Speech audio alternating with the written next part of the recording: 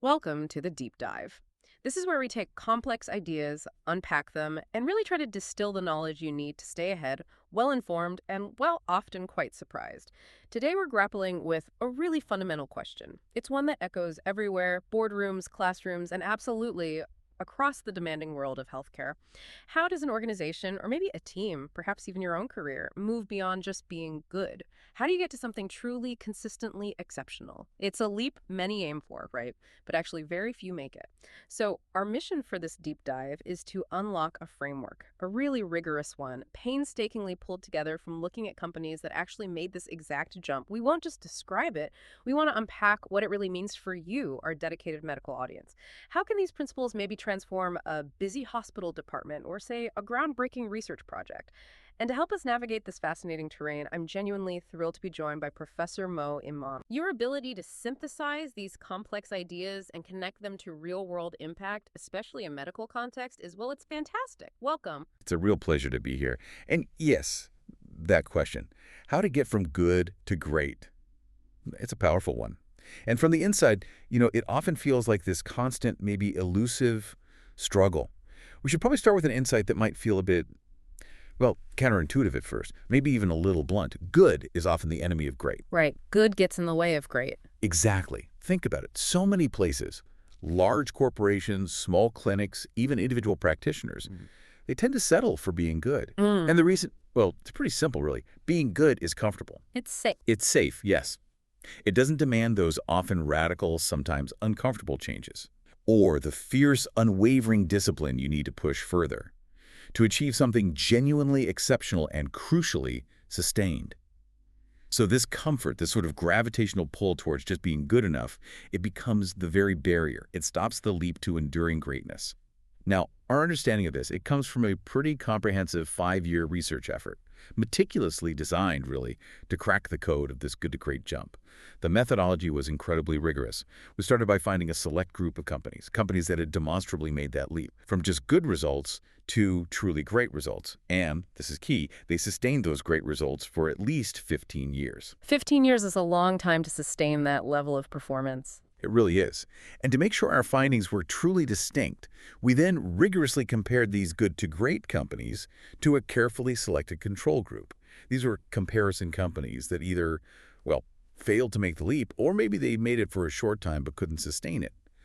The whole aim was to uncover the precise distinguishing factors.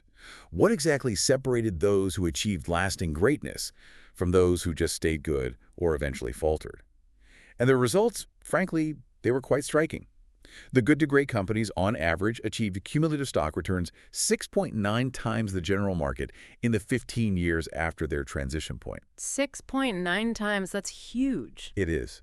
Just to give you some perspective, think about GE, General Electric, often held up as one of the best-led companies of the late 20th century, right? Absolutely. Well, GE outperformed the market by 2.8 times over a similar 15-year period. Okay, so 6.9 versus 2.8, that really puts it in context. It does. We're talking about a significant, empirically verifiable, almost staggering leap in performance, and one that wasn't just a flash in the pan. What I find so compelling about this, actually, beyond those undeniable numbers, is just how universal the findings seem to be. It's not just tech, is it?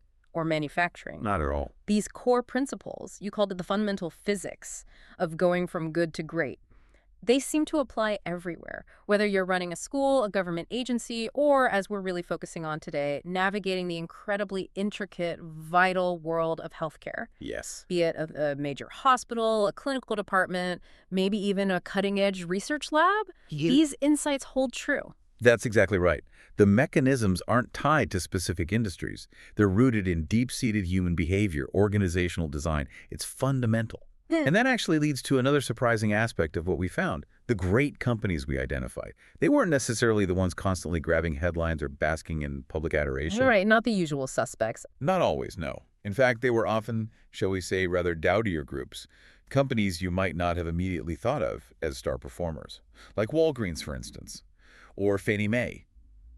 Consider this.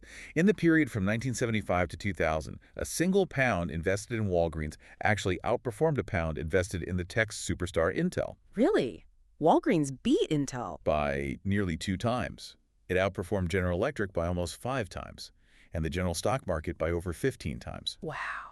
That's incredible. It really highlights that greatness isn't just reserved for the flashy high-growth sectors or those getting all the media buzz. It is, in fact, possible to turn good into great in the most unlikely, seemingly ordinary situations, Mm. provided, of course, these distinct principles are applied. That's truly fascinating. Okay, so let's dive into these principles then. Let's get stuck in. You start with something quite fundamental, leadership. But when we talk about the kind of leadership that really drives an organization from good to great, your research uncovered a profile that was, well, frankly surprising, maybe even a little shocking, considering how we often define great leaders today. What did you discover about these exceptional individuals? It was, without a doubt, one of the most provocative findings. Yeah. We absolutely expected to find these charismatic, larger-than-life figures. You know the type. The celebrity CEO. Exactly. The ones who dominate headlines, command attention. What we discovered instead were what we termed level 5 leaders. These are individuals who embody a really powerful paradox. They blend extreme personal humility with intense professional will. Humility and will. Interesting combination. Very much so. They're often self-effacing, quiet, reserved, sometimes even shy.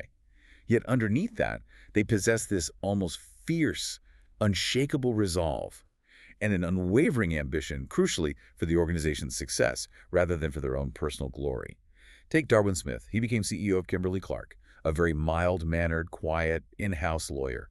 Apparently, he wasn't even sure the board had made the right choice picking him. Ah, okay. But he stayed CEO for 20 years.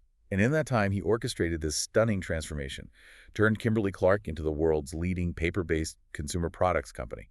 Their cumulative stock returns, 4.1 times the general market, handily beating rivals like Procter & Gamble, even outperforming huge names like Coca-Cola and GE. And what was his big move? His most gutsy decision, probably, was selling off the company's traditional core business, its coated paper mills.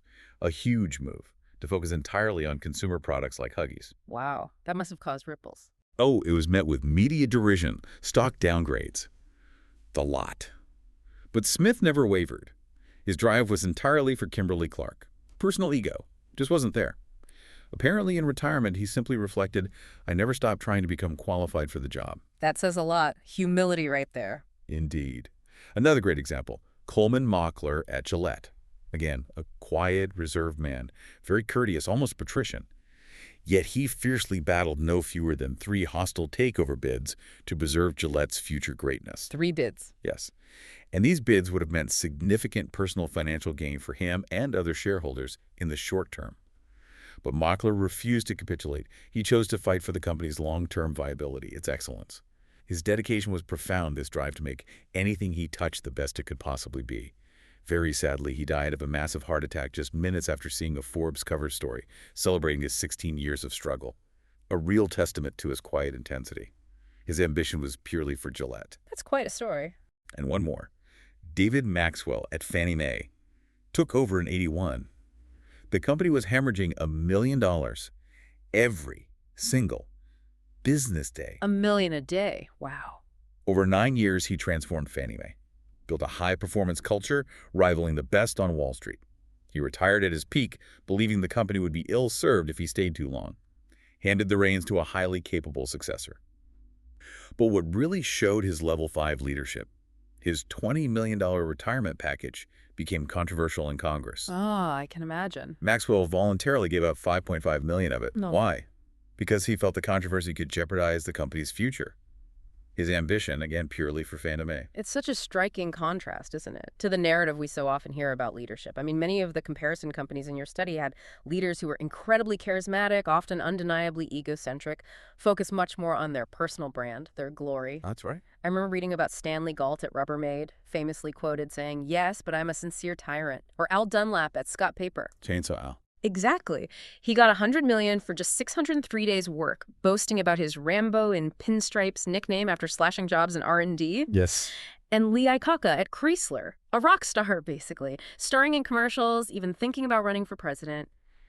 Yet these larger-than-life figures often left behind, well, weak succession planning or performance that just wasn't sustainable once they left. It almost feels backwards that the quieter, humble leaders built lasting greatness. It does, doesn't it? And a key distinguishing trait of level 5 leaders is precisely that. Their ambition for the company. Right. Unlike many comparison leaders who seem to have this biggest dog syndrome, Yeah. wanting to be the dominant figure, creating the organization in their image. Right.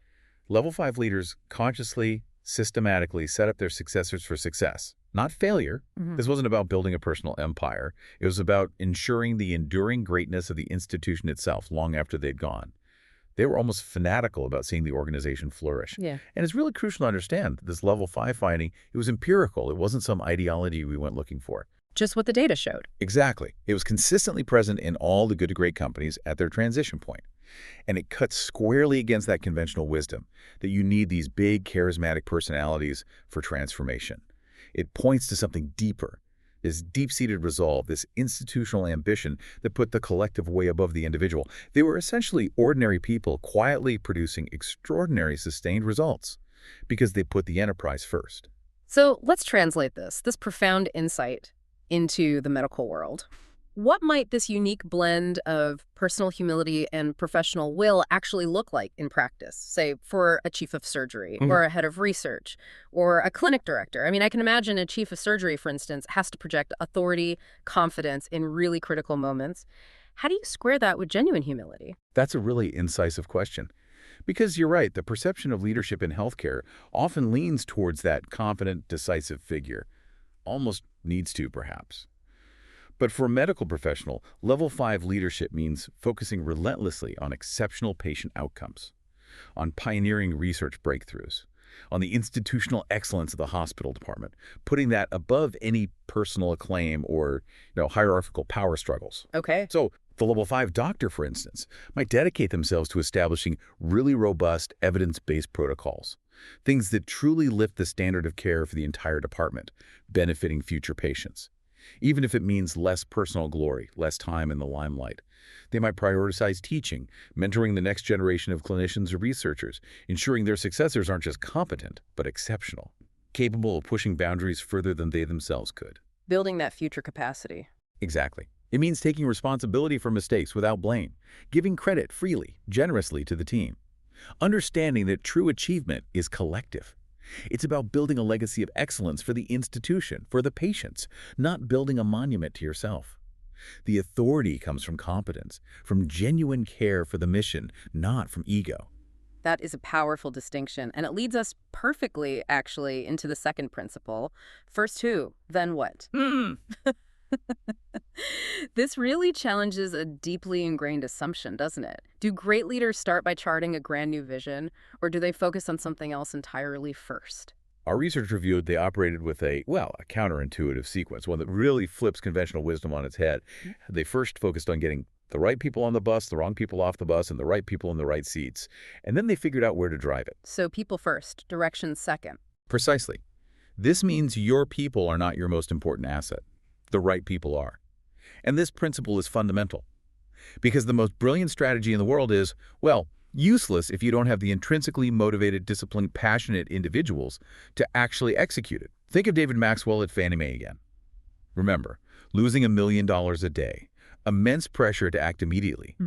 His very first act, not launching a new strategy, not implementing a new financial plan. Instead, he systematically interviewed all the officers, made it absolutely clear how demanding the challenge would be, and gave those not aligned with his vision the chance to leave. No prejudice.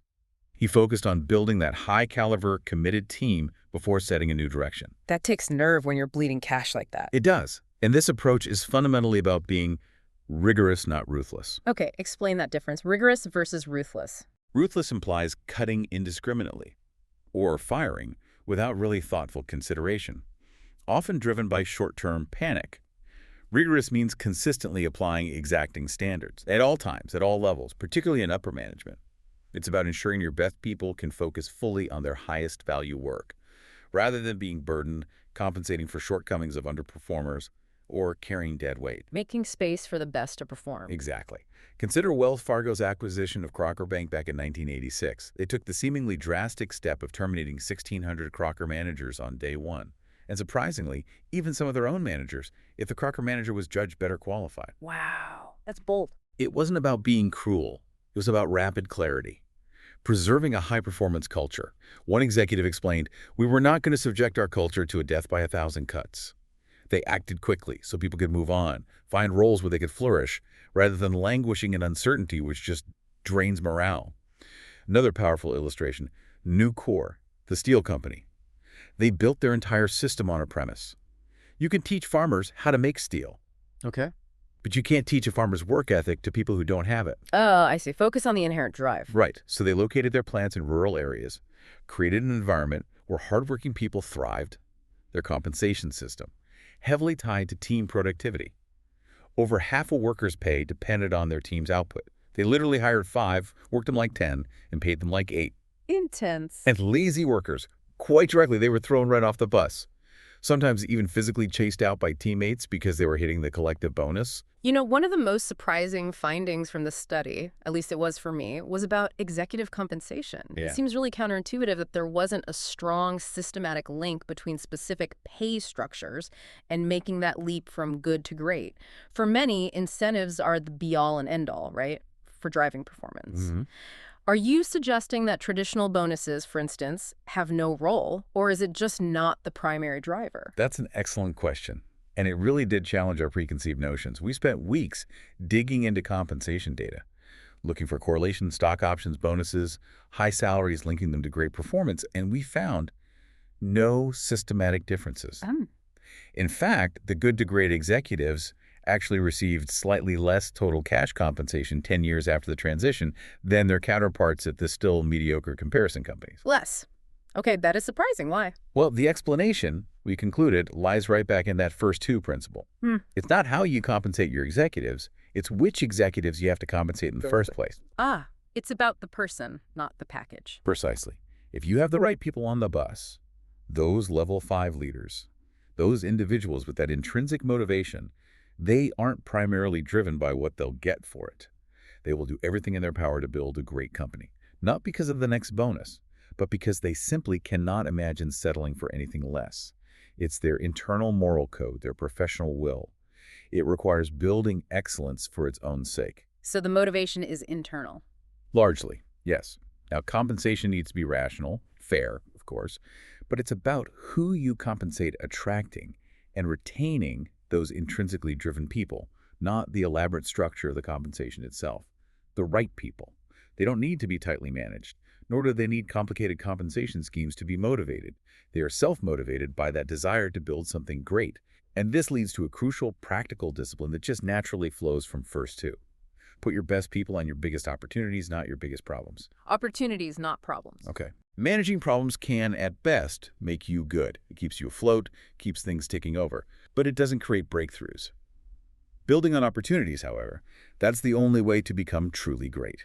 Philip Morris, for example, put his best talent on the international expansion for Marlboro, rather than trying to endlessly fix its declining domestic market share. Focus on the growth area. Yes. Similarly, Kimberly-Clark's Dick Appert shifted his top talent away from the failing paper business towards the emerging high-potential consumer business. The right people want to be part of building something great, and they're willing to move resources, move talent, to where the greatest impact and growth can actually be made. So if we bring this back to healthcare again, you're often dealing with highly specialized talent, almost irreplaceable sometimes, and intense, immediate patient pressures. How does a hospital leader realistically implement this right people on the buses idea without causing chaos? What are the actual levers they have to identify the right people for challenging clinical roles or groundbreaking research initiatives beyond just looking at an impressive CV? That's a critical practical challenge in healthcare, absolutely. Yeah. A hospital leader needs to adopt that rigorous, not ruthless approach to talent, which means looking beyond just technical skill or years of experience. Yeah. You evaluate people not just on their current performance, but on their intrinsic motivation, their capacity for continuous growth, their deep alignment with the institution's core purpose. So character and potential, not just qualifications. Exactly. You ask yourself things like, if I were hiring this person today, knowing what I know now, would I enthusiastically rehire them? Or perhaps more tellingly, if this person left for another opportunity, would I be secretly relieved? Or would I be truly disappointed, worried about the void they'd leave? Those are tough questions. They cut to the heart of whether someone is truly the right person. For clinical roles, it might mean looking for individuals who demonstrate profound empathy, a relentless commitment to patient well-being, a collaborative spirit that genuinely lifts the whole team, not just their own practice. For research, it means identifying those with that insatiable curiosity, exceptional intellectual rigor, Mm. and the sheer tenacity to pursue difficult questions, even when facing repeated setbacks or failed experiments. That resilience. Absolutely. And once you have these right people, the next crucial step is recognizing you don't just assign them to the most immediate crises, the biggest fires. Instead, you strategically deploy your brightest minds, your most dedicated professionals, to the areas with the greatest potential for breakthrough. Back to opportunities over problems. Yes, whether that's developing a new, more effective surgical technique, exploring novel treatment modalities, or pursuing a high-impact research hypothesis that could fundamentally change patient care, it's about being proactive in building greatness, rather than just reactive in maintaining goodness. That's a powerful shift in perspective. Moving on, the third principle gets into a really profound psychological duality. One essential for greatness. Confront the brutal facts, yet never lose faith. What is this duality, and why is it so crucial? It almost sounds contradictory. It does, doesn't it? And that's precisely the paradox. This principle is encapsulated in what we call the Stockdale paradox. It states that you must maintain unwavering faith, faith that you can and will prevail in the end, regardless of the difficulties. And at the same time, have the discipline to confront the most brutal facts of your current reality, whatever they might be. Holding those two together, faith and harsh reality. Exactly, holding two seemingly opposing forces in tension. The name comes from Admiral Jim Stockdale. He was the highest-ranking U.S. military officer held captive in the Hanoi Hilton during the Vietnam War. Ah, yes, the POW. He endured years of brutal torture, 1965 to 1973. No prisoners' rights, no certainty of release, no clear end in sight. Just grim reality. When asked years later who didn't make it out of the POW camps, Stockdale famously replied, "Oh, that's easy, the optimists." The optimists didn't make it. That seems odd. He explained the optimists were the ones who kept saying, "We're going to be out by Christmas." Then Christmas would come and go. Okay, we'll be out by Easter. Easter would come and go. And eventually they died of broken hearts, their spirits shattered by repeated disappointment. Because their hope wasn't grounded in reality. Precisely. Stockdale, by contrast, faced the grim reality of his situation head-on. Never deluded himself about how severe it was or how long it might last. Yeah. Yet, and this is the paradox, he never lost faith in his ultimate triumph, in turning the experience into a defining event of his life. This duality, acknowledging reality without losing hope, was absolutely critical to his survival and his eventual triumph. That's a powerful lesson. It contrasts sharply with companies that failed to confront reality. Take A&P, the old grocery chain. Despite clear market changes, the rise of superstores, A&P just stuck its head in the sand. They even opened experimental stores, the Golden Key, to learn what customers wanted. Customers loved them. So they got the answer. Yes, but astonishingly, A&P closed them because, and I quote, they didn't like the answers. You're kidding. No, they then lurched from one fad to another. Radical price cutting, but without addressing the fundamental shift in customer needs, led straight to their decline. Meanwhile, Kroger, a competitor, methodically confronted the brutal truth about the changing market, systematically converted its entire system to the superstore model, achieved sustained greatness. Another example, Addressograph, under a charismatic CEO, Roy Ashe, pursued this ambitious office automation plan, but Ashe refused to acknowledge mounting evidence that his plan was failing, kept milking cash from profitable areas to fund this doomed venture. Willful blindness. Essentially, yes. Yes. The truth just went unheard until it was far too late. Many key people simply bailed out, disheartened by the delusion. Okay, let's unpack this for our medical listeners. Healthcare. Inherent complexities, ethical dilemmas, immense pressures. It can often be hard to confront uncomfortable truths, whether it's about patient outcomes, resource allocation, treatment effectiveness, maybe even internal team dynamics.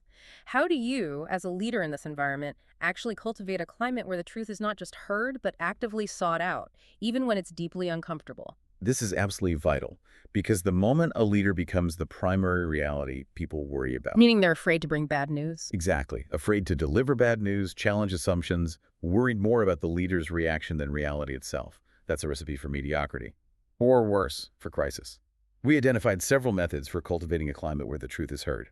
First, leadership with questions, not answers. Great leaders, like Alan Wurtzel of Circuit City, they resisted the urge to walk in with all the solutions ready. Instead, they started by asking, why? Why? Why? Constantly pushing, probing with questions to get a clear picture of reality and its implications. Like a Socratic approach. Very much so. It encourages deep understanding and ownership from the team, rather than just passive compliance. Second, engage in dialogue and debate, not coercion. Good to great teams spent significant time in robust debates. The executives at Philip Morris, for example, were renowned for arguing about everything, but it was always in search of the best answer for the common good, not about personal agendas or turf wars. What the conflict? Exactly. And when a decision was finally made after that rigorous debate, everyone stood behind it because they felt their voice had been heard in the pursuit of truth. Third, conduct autopsies without blame. When mistakes happen, like Philip Morris's disastrous acquisition of 7-Up leaders like Joe Coleman openly dissected the failures, Coleman took personal responsibility, identified lessons learned, even gave credit to those who had challenged his idea originally, rather than trying to protect his own image. That fosters psychological safety? Absolutely. It fosters a culture where learning from failure is prioritized over finger-pointing, makes people feel safe to raise issues. And finally, build red flag mechanisms. These are specific systems that turn information into something that simply cannot be ignored. A vivid example is Granite Rock's short pay system. Customers could unilaterally deduct payment for unsatisfactory service right from the invoice. Didn't even have to call the company. Wow, that forces you to pay attention. Instantly. It forced immediate attention to problems, acted as an early warning system. In a medical context, this might translate to structured, no-blame incident reporting systems, where staff feel absolutely safe reporting errors or near misses without fear of reprisal, knowing it will lead to systemic improvement. Making it safe to speak up. Yes. Or it could be patient feedback loops that aren't just collected, but actually force an immediate, visible organizational response to address systemic issues, making inconvenient truths unavoidable and actionable. That's a critical point, because fear of blame, or even just confirmation bias, can be incredibly strong, especially when dealing with complex patient data or the results of a long research study where careers might be on the line. So how can a medical leader, maybe in a research setting, ensure they are truly confronting uncomfortable data or failed hypotheses, rather than succumbing to that confirmation bias or the inherent desire for a positive outcome? That feels like a real challenge. It is a profound challenge, and it requires a deliberate, almost radical commitment to intellectual honesty. In a research setting, this means fostering an environment where challenging assumptions isn't just tolerated, it's actively encouraged, maybe even rewarded. A leader needs to model this behavior themselves by openly acknowledging when their own hypotheses have been disproven by the data, by demonstrating genuine curiosity about why the results went a different way. Leading by example. Yes. It involves creating formal mechanisms for critical peer review that go beyond just superficial checks. Perhaps having rotating devil's advocate roles in team meetings, specifically tasked with dissecting potential flaws in methodology, interpretation, even the underlying premises of a study. Implementing robust red flag mechanisms would be vital here too. This could be a clear protocol for immediately escalating any unexpected or adverse research findings, ensuring they aren't buried or rationalized away because someone wants a neat narrative. So, systems to surface the awkward results. Right. For instance, rather than just reviewing aggregate data, a research lead might insist on directly examining individual patient outcomes that deviate from the expected results, no matter how small the number might seem.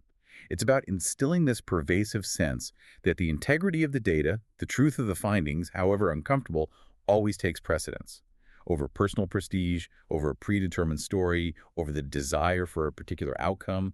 The unwavering faith isn't in a specific hypothesis, it's in the ultimate success of the scientific method itself and its contribution to human knowledge, even if that means disproving your own work along the way. Okay, so once you have the right people and a climate where truth can be heard, how do you focus all that energy? This brings us to the hedgehog concept, which you draw from that ancient Greek parable, the fox and the hedgehog. The fox knows many things, but the hedgehog knows one big thing. How does this seemingly simple idea apply to organizational focus, and how does it drive greatness? The hedgehog concept is, at its heart, about profound simplicity. It's not about being clever or complicated like the fox, darting about knowing many things. It's about being like the hedgehog, knowing one big thing, one simple, crystalline idea that provides a fundamental frame of reference for all decisions. This concept sits right at the intersection of three fundamental circles, three crucial questions. Firstly, what can you be the best in the world at? Not just good at, but best. Exactly. This isn't just about what you're currently good at, or even what your core business has been for years. It's about what you have the potential to be truly excellent at, globally.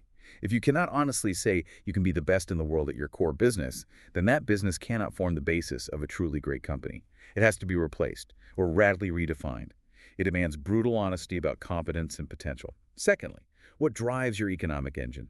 Great companies identify the single profit per X denominator or maybe cash flow per X in the social sector that has the greatest, most sustainable impact on their viability and growth. Finding that key metric. Yes, it's not always obvious. It requires deep insight into your fundamental economics.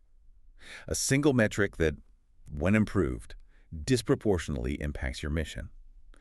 And thirdly, what are you deeply passionate about? This is about activities that genuinely ignite passion within the organization, not manufactured enthusiasm, trying to motivate people from the top down. Real intrinsic passion. Yes, discovering the passion that already exists and harnessing it. What do the people in your organization truly deeply care about? So best in the world, economic driver, and passion. All three needed. All three are absolutely essential for a fully developed hedgehog concept. If you only make money doing things you're good at but can't be the best at, you'll be successful, sure, but not truly great or enduring. If you become the best at something but lack that intrinsic passion, you won't sustain it through the tough times. And if you're passionate but can't realistically be the best or make economic sense, well, you'll have fun, but you won't produce great results or have lasting impact. Take Walgreens again. Remember, outperformed the market 15 times over. Their hedgehog concept was beautifully simple. Be the best at convenient drugstores, steadily increasing profit per customer visit. Simple and clear. Exactly. They were a hedgehog with this incredibly simple idea, systematically seeking the best sites, clustering stores, pioneering drive-through pharmacies, all reinforcing that concept. Contrast that with Eckerd, a competitor. They pursued growth in a real hodgepodge fashion, acquiring clumps of stores with no unifying theme, even dabbled in home video rentals, led to fragmented efforts, mediocrity. The fox trying too many things? Correctly. Wells Fargo is another prime example. They realized they couldn't realistically be the best global bank like Citicorp. Their hedgehog concept became the best at running a bank like a business, with a focus on the Western United States, using profit per employee as their economic driver. That focus became a mantra, guiding every decision. And you mentioned a healthcare example, Abbott Labs. Yes, a really relevant one. For years, Abbott was a pharmaceutical company, mainly in antibiotics. But they lagged behind giants like Merck and Pfizer. They confronted the brutal fact they couldn't realistically become the best pharmaceutical company in the world. So, guided by level 5 leadership, that Stockdale paradox faith, their hedgehog concept evolved. It became creating products that contribute to cost-effective healthcare. Shift in focus. A significant shift. Yeah. They strategically moved toward hospital nutritionals and diagnostic devices, areas where they could be the best in the world. Abbott became #1 in both, radically improved their performance, their impact. This wasn't about abandoning their field, but finding their unique excellence within it. Philip Morris, too, had a clear hedgehog. Best in the world at building brand loyalty in cigarettes and later other consumer products. Profit per global brand category was the driver, fueled by a deep, almost religious passion for their brands. It's about singular focus. What's striking to me is how this applies down at the level of a medical practice or a research department.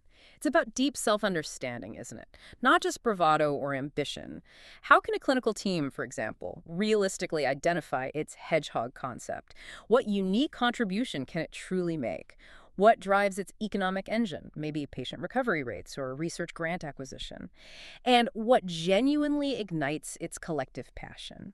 This seems like a really difficult, maybe awkward conversation to have internally. It is difficult, yes. Yeah. Yet profoundly necessary. For a clinical team or research department, finding the hedgehog concept is often an iterative process. It's not usually a single brainstorming session that just spits out the neat answer.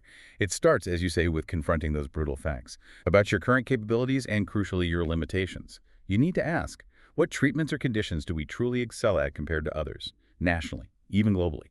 Where is our team's unique clinical or research expertise genuinely world-class, or where does it have the potential to be? This often needs looking beyond internal perceptions to external benchmarks. An honest look in the mirror. Absolutely. For the economic engine in healthcare, you're right. It's not usually financial profit in the traditional sense. It's about the most impactful, measurable output that sustains and grows your mission. It could be patient recovery rate per specialized surgical procedure, or research grants acquired per lead investigator for a specific disease, or maybe successful patient outcomes per integrated care pathway for complex chronic conditions.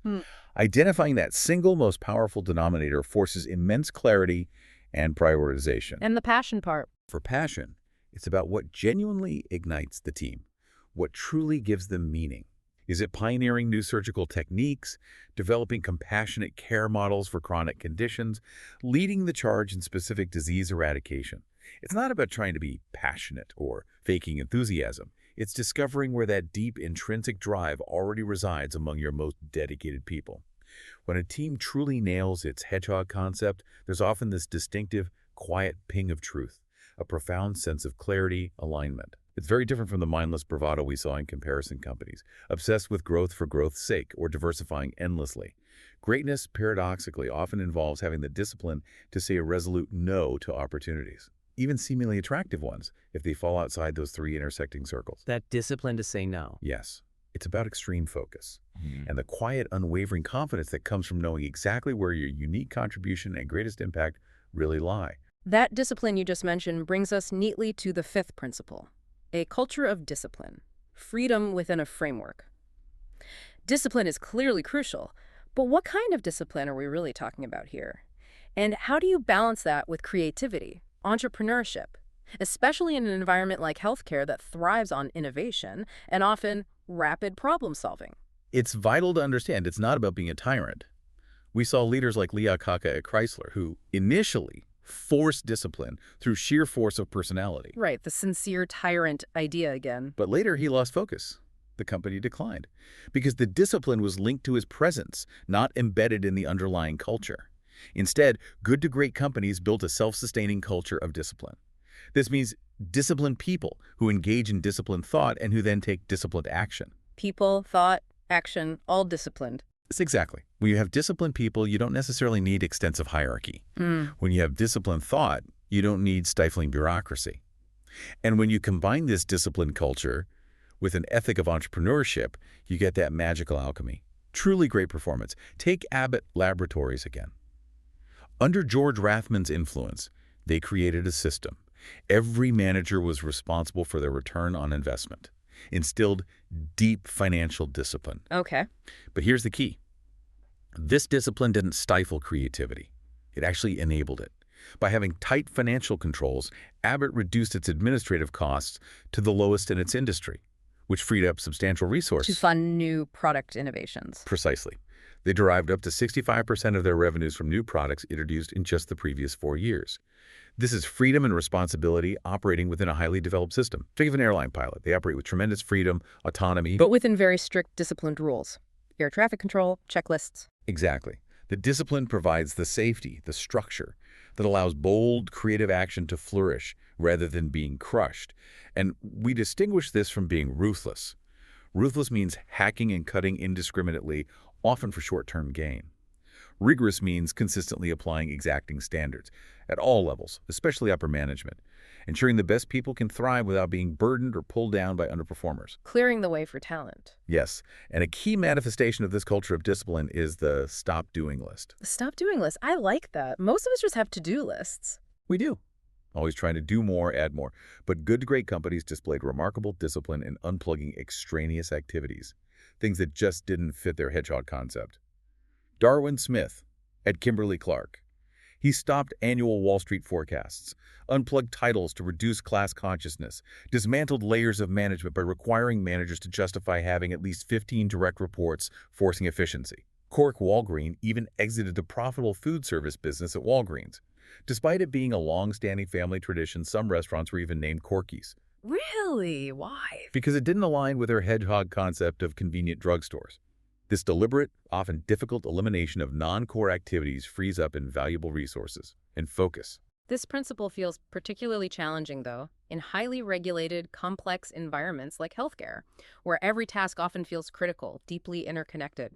How do you cultivate a culture of discipline within a medical practice or a research facility without just stifling crucial innovation? Or maybe overburdening staff with endless protocols? And how can you realistically apply the stop doing principle in a field where, well, everything seems critical for patient safety or research integrity? That's a very perceptive observation. In healthcare, cultivating a culture of discipline isn't about imposing rigid bureaucracy or stifling innovation with excessive rules.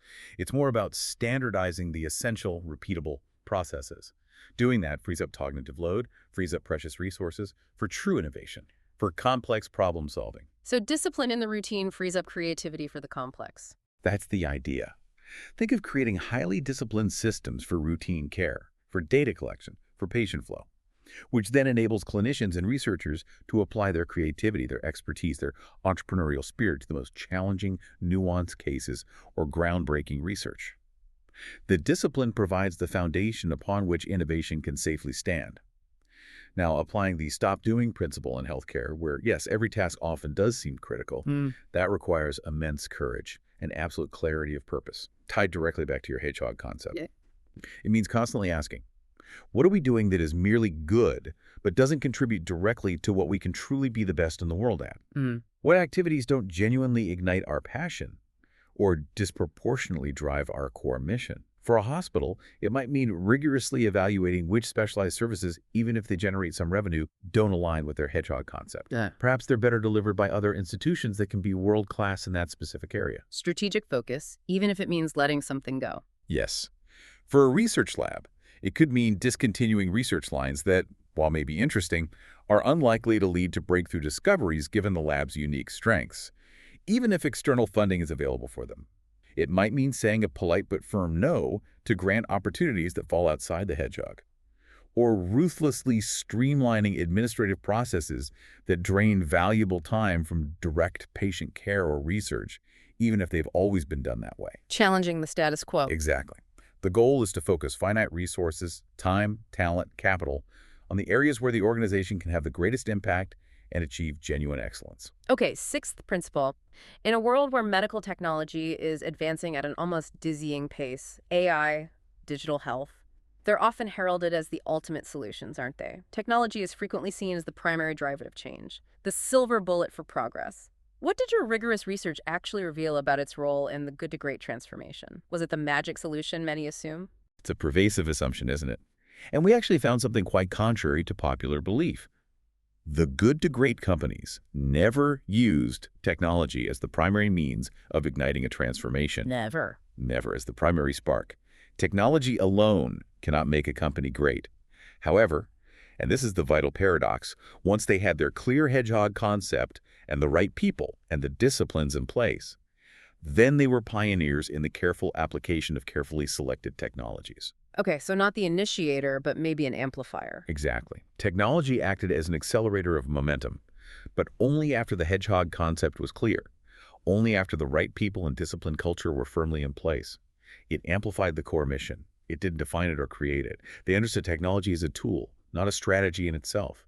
Consider Walgreens again. They invested heavily in Intercom, their satellite system linking all stores, long before others in the industry. They pioneered scanners, robotics in their pharmacies. Early adopters, then. Yes, but crucially, this wasn't to create their convenience concept. It was to accelerate it, make it faster, more reliable, more pervasive. When the internet emerged, they deliberately integrated it to enhance their existing convenience model, online prescriptions for drive-through pickup, that sort of thing. Rather than panicking, chasing the dot-com bubble without a clear purpose, which many comparison companies did, much to their detriment. Sticking to their hedgehog. Yes. Similarly, Fannie Mae. Transformation began in '81, but they only became a pioneer in technology, those sophisticated algorithms for mortgage risk assessment and processing in the early 1990s. After their hedgehog concept was solid, their core business model was sound. Technology in their case was called the second wind of the transformation, amplifying already established momentum.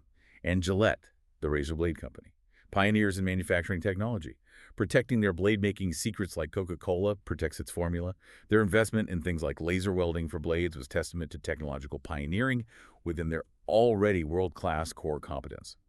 The critical question for these companies was always, does this technology fit directly with our hedgehog concept? Does it accelerate what we could be best at? The acid test. If the answer was yes, they became a pioneer in its application, invested heavily. If no, they asked if it was needed at all. If so, maybe just seek parity. Otherwise, ignore the hype. Avoid that technology trap of adopting innovations just for their own sake. This raises a really crucial question for healthcare today. With this constant, often overwhelming flood of advancements, medtech, AI, digital health, how can medical institutions avoid this technology trap? Adopting innovations just because they exist, because they're new, rather than as true accelerators for their core mission, whether that's patient care, specific research areas, or hospital efficiency. And maybe you could give us a good example of technology accelerating a medical breakthrough rather than initiating it. It's a pervasive and frankly expensive challenge in healthcare. The technology trap is incredibly real.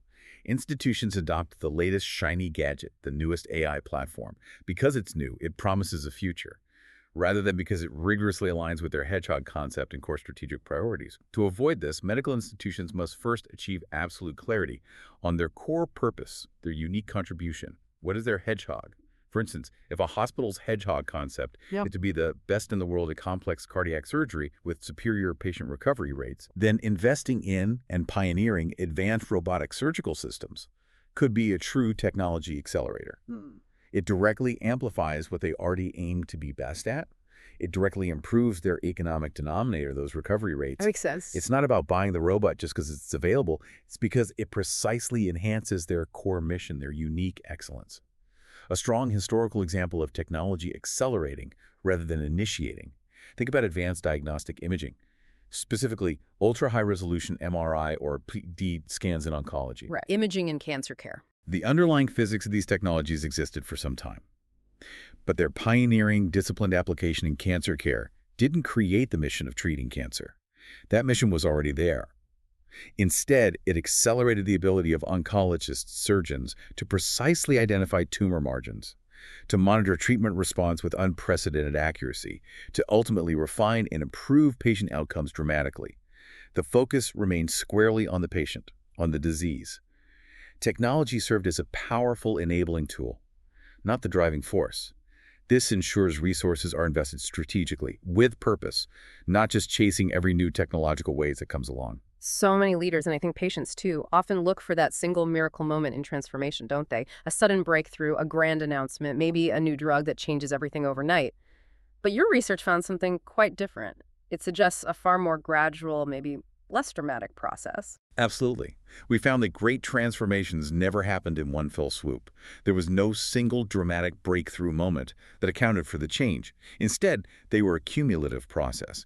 It resembled relentlessly pushing a giant heavy flywheel. The flywheel. Yes, pushing it in one consistent direction, turn upon turn, building momentum, until eventually a point of breakthrough is reached. No single push, no matter how large, accounted for that ultimate breakthrough. It was the sum of consistent efforts, accumulated over time, often years, even decades. So slow, steady, consistent pressure. Exactly. This means there was no miracle moment, no grand program launch, no splashy tagline or single event designed to signify the transformation. It was an organic, evolutionary process, often unnoticed externally until significant momentum was truly achieved. From the inside, executives described it as just a series of good decisions, diligently executed, accumulating one on top of another. For example, Kimberly-Clark's dramatic shift, even selling the mills, described by its leaders as a gradual, cumulative evolution over years. Nucor, the steel company, initially just trying to avoid bankruptcy, eventually became the #1 steel company by consistently applying its hedgehog concept, building mini-mills, gaining customers incrementally over decades, not through a sudden flash of brilliance or a single masterstroke. And you contrast this flywheel effect with something you call the doom loop, which you observed in the comparison companies. What does that look like, and why do so many fall into it? The doom loop. It's characterized by chronic inconsistency. Companies lurching erratically from one new strategy to another, launching big, splashy programs that quickly fizzle out, constantly searching for a new savior leader to fix everything, making acquisitions just for growth without a clear, unifying concept. Chasing the next big thing, constantly changing direction. Precisely. And crucially, new leaders would often stop an already spinning flywheel, maybe one that was just starting to gain momentum, and throw it in a completely new, often incompatible direction, only to repeat the cycle, starting over, losing all prior momentum. It's exhausting and ineffective. Warner Lambert, for instance, went through 3 major restructurings in less than 2 decades, cut 20,000 people, always searching for quick breakthroughs. They'd get a brief burst of results, maybe, then slacken, never achieved sustained momentum. Eventually, they were acquired. Lost their way. Yes. Harris Corporation, another example, initially built momentum with a clear concept. But a new CEO stopped that flywheel, completely divested its core profitable printing business for an ill-fated venture into office automation. The company went into steep decline. They consistently sold the sizzle, new products, no initiatives, but never delivered the stake of consistent, disciplined execution. The flywheel, by contrast, applies to both external stakeholders and internal teams. When people, the investors, or critically, employees, see consistent, tangible results coming from disciplined actions aligned with a clear concept. Enthusiasm builds organically. They line up with enthusiasm. It becomes infectious. People want to be part of something that is clearly working, building momentum, achieving real impact, one turn of the flywheel at a time. This seems particularly relevant in medical research, where true breakthroughs often come after years, maybe decades, of incremental, consistent effort, rather than that single eureka moment. Professor Imam, how does this flywheel concept help medical professionals manage that immense, often relentless pressure? Pressure for quick results, for dramatic breakthroughs in patient care or research, especially pressure coming from funders or the public. That pressure for quick results, for the instant breakthrough, it's enormous in medicine and research, driven by urgent patient needs, tight funding cycles, media expectations. It's intense. The flywheel concept is a vital counter-narrative to this. It helps medical professionals understand that enduring success isn't about one grand discovery or a single revolutionary clinical trial that solves everything overnight. It's about the relentless, consistent application of scientific rigor, meticulous patient care, continuous improvement, day after day, year after year. The long game. Exactly. For a research team, it means understanding that each well-designed experiment, each carefully analyzed dataset, each rigorous peer-reviewed publication, each collaborative discussion, however small it seems, is a crucial turn of the flywheel. It's the cumulative effect of these disciplined, consistent efforts, all aligned with our hedgehog concept, say, being the best in specific gene therapy for a rare disease that eventually leads to a clinical breakthrough or a fundamental scientific discovery. It's about celebrating those incremental wins. Demonstrating the visible, tangible progress that builds internal confidence, attracts further resources, attracts talent, making the long game sustainable. And in patient care. In patient care, it's about consistent adherence to best practices, continuous professional development, iterative refinement of care pathways. Each improved patient outcome, each successful discharge, each instance of compassionate care consistently delivered. That contributes to the hospital's reputation, its expertise, its overall capability. Turn by turn, the flywheel teaches patience, persistence. It ensures leaders manage expectations by focusing on consistent effort, verifiable progress, rather than chasing every new fad or promising a miracle cure that hasn't been earned through years of disciplined, cumulative work. When the team sees that their sustained efforts do lead to better results, they're intrinsically motivated to keep pushing that flywheel. We've spent this deep dive exploring how organizations achieve sustained great results. But what about enduring greatness? What does it truly take to build something that lasts for generations, that remains iconic, relevant, even in an ever-evolving field like healthcare? Is there something beyond just being great? This takes us directly to the connection with our previous work, the Built to Last research. Achieving sustained great results, which has been our focus in this deep dive, is essentially a prequel to becoming an enduring, iconic organization. The two frameworks are deeply interconnected but distinct in their focus. So good to great comes first, then built to last. In essence, yes. The key to enduring greatness, the built-to-last idea, is to discover and embed a core ideology. This ideology comprises enduring core values and a purpose that goes beyond just making money, or in healthcare, beyond merely treating symptoms or performing procedures. This ideology serves as an unwavering anchor. It provides a fundamental sense of identity, direction, while everything else, strategies, practices, technologies, leaders, is continually stimulated for progress and adaptation. It's the dynamic of preserve the core, stimulate progress. Preserve the core, stimulate progress. Okay. Think of Hewlett-Packard. Their founders, Bill Hewlett and David Packard. They focused first on who, building a great company with like-minded people, before they even figured out what products they would make. Later, they instilled deep core values. Technical contribution, respect for the individual, a belief that profit wasn't the fundamental goal, but a byproduct. These values became the unchanging core. Or consider Merck's long-standing philosophy. Medicine is for the patient. Profits follow. A powerful statement of purpose. Indeed. This core purpose guided their decisions, even difficult ones, like giving away a drug that cured river blindness when patients in affected regions couldn't possibly afford it. They preserved that core ideology, that foundational commitment, while constantly stimulating progress in their research and development, never resting on their laurels. So, for a medical audience, this could mean embedding a core purpose, like advancing human health or maybe pioneering compassionate care, something that transcends individual clinical achievements or departmental goals, becomes the very DNA of the institution. Professor Imam, what's an example of a medical institution that you believe truly embodies this preserve the core, stimulate progress philosophy, maintaining its unique identity while constantly evolving at the cutting edge? A profoundly compelling example in the medical field, I think, that embodies this preserve the core, stimulate progress philosophy would be institutions like the Mayo Clinic. Ah, yes, Mayo Clinic. Their core ideology, deeply embedded since their founding over a century ago, revolves around one simple idea. The needs of the patient come first. This is their unchanging anchor. A profound, almost sacred commitment to integrated patient-centered care, a collaborative model of practice where specialists work together for the patient, a dedication to education and research to continuously improve patient outcomes. This unwavering core purpose is what they zealously preserve. The constant core. Yes. However, everything else around that core is The Mayo Clinic has pioneered numerous advancements in medical technologies, surgical techniques, research methodologies. They continuously adapt their organizational structure, adopt new digital health platforms, embrace novel diagnostic tools and therapies. They invest heavily in genomic medicine, AI for clinical decision support, advanced regenerative therapies. The list goes on. Always innovating. Always. But and this is crucial, every single one of these innovations, every strategic decision must ultimately serve and amplify that core purpose, putting the patient's needs first.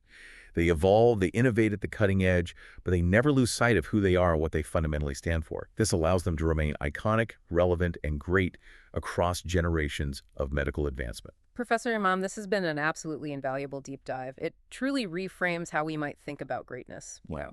To recap for our listeners, achieving sustained greatness, whether in a multinational corporation or a hospital department, it's not really about grand gestures or magic bullets, is it? Not at all. It's a disciplined, cumulative process, starting with level 5 leadership, that paradoxical blend of personal humility and fierce professional will, then getting the right people on the bus and in the right seats, courageously confronting the brutal facts of your reality while never losing faith, focusing on a crystal-clear hedgehog concept, fostering a pervasive culture of discipline that actually empowers rather than stifles, and finally, using technology not as a savior but as a powerful accelerator for momentum already built.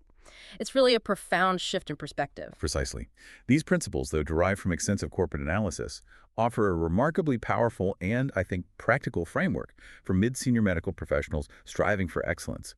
In their practice, their department, their research, they show that greatness isn't an accident or a stroke of luck. It's a direct result of deliberate, consistent choices and persistent, disciplined action. And perhaps the most provocative thought for you, our listener, to maybe mull over long after this deep dive ends, if your work is something you truly care about and you believe in its purpose deeply enough, then trying to make it great becomes not so much a question of why, but a clear, compelling, and ultimately achievable path of how. If you found this deep dive valuable, please do consider leaving us a rating and sharing it with a colleague who might benefit. Thank you so much, Professor Mo Imam, for your incredible insights today. Thank you. It's been a pleasure. And thank you for listening. We'll be back next time with another deep dive into the world's most compelling ideas.